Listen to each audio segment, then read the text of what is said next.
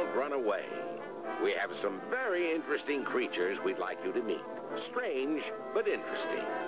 Like the blob, the giant squid, the fly, the living dead, the harpy, and a variety of very large beasts.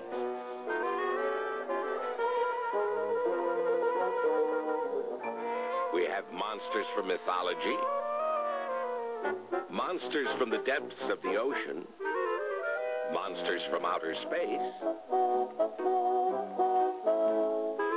and monsters you couldn't imagine even in your worst dreams. No, I don't know what it is or where it came from. Well, we don't know what it is or where it came from either. But stay with us and we'll try to find out.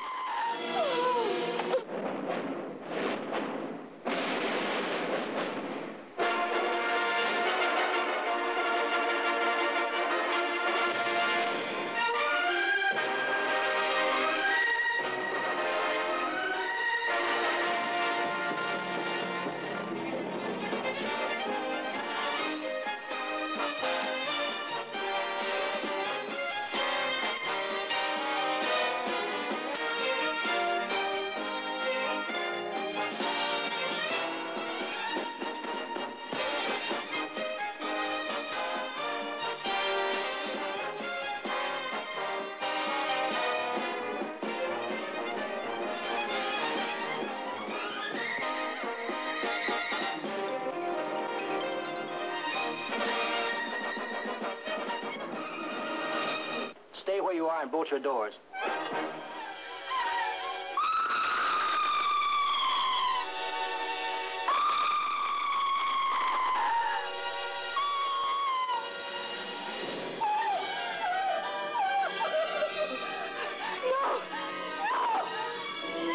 So much for monsters created by mistake.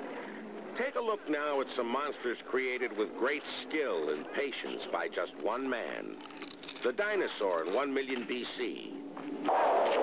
The double-headed rock in the 7th voyage of Sinbad. This thing from the depths. And the harpies in Jason and the Argonauts.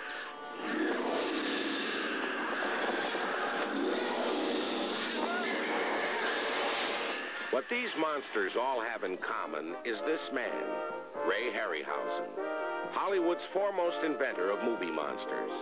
Ray Harryhausen, a wizard of animation and special effects, an artist extraordinary whose skill and imagination has won him a special place in film history. Together with his partner, producer Charles Schneer, they have devised some astounding fantasy adventures. In the 7th voyage of Sinbad, two great beasts, the Cyclops and the Dragon, battled to the death. How was it done?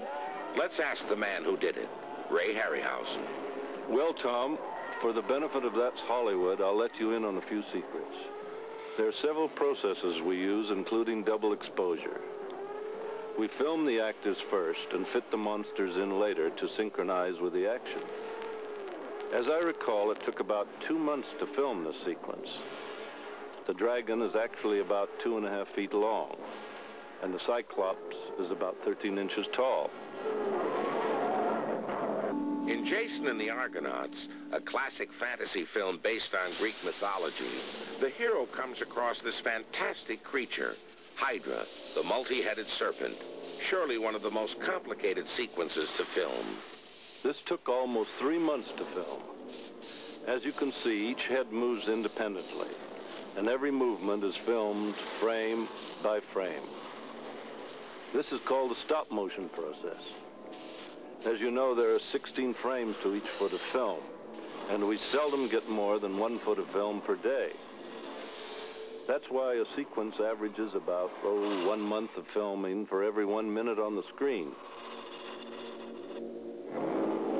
In another sequence of Jason and the Argonauts, the adventurers fight a gigantic bronze statue come to life, Talos.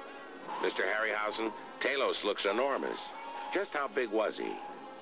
Well, he really wasn't very big. He was actually about 13 inches in height. But for the purpose of the story, we had to make him look enormous. The concept was based on the Colossus of Rhodes. Talos, like all the monsters in our pictures, is a completely jointed figure, all in socket joints as in a skeleton.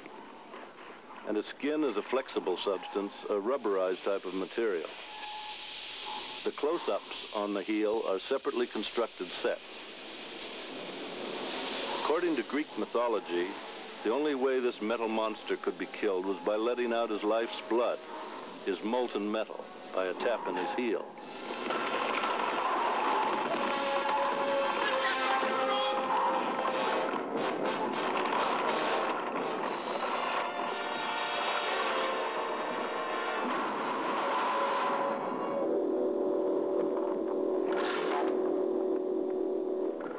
Also in Jason and the Argonauts, one of the most incredible confrontations ever put on the screen, the battle with the skeletons. Destroy them! This is probably the most complicated fight I've ever staged because of the number of skeletons involved and the fact that each one has a head, a torso, 2 arms, and 2 legs to move. Again, it's a frame-by-frame job. And once we have it completed, it has to be synchronized to the actions of a previously photographed actor. It's a little confusing for the actors sometimes, as they have to perform against invisible opponents, like shadowboxing. And I imagine they are rather amazed to see the end product.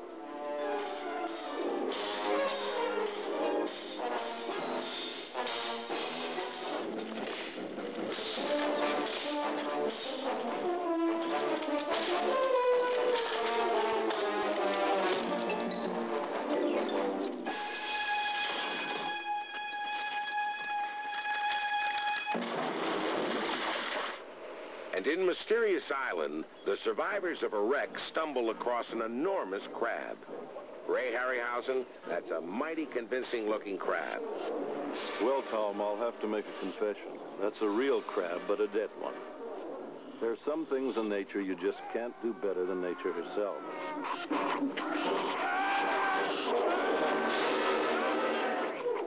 We made the crab suitable for stop-motion photography in the same way that we do with the man-made monsters. And I must make another confession. I spent so much time with my monsters that I get rather fond of them. But they are always the villains, and they always have to lose. Still, we try to give them a bit of pathos, so that you feel a little sorry for them when they die.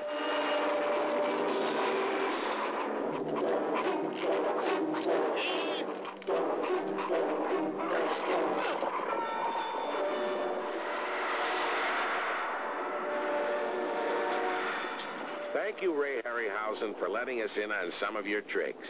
And keep those monsters coming, no matter how badly actors treat them. That's the best crab I ever cooked. Well, monster fans, that's Hollywood.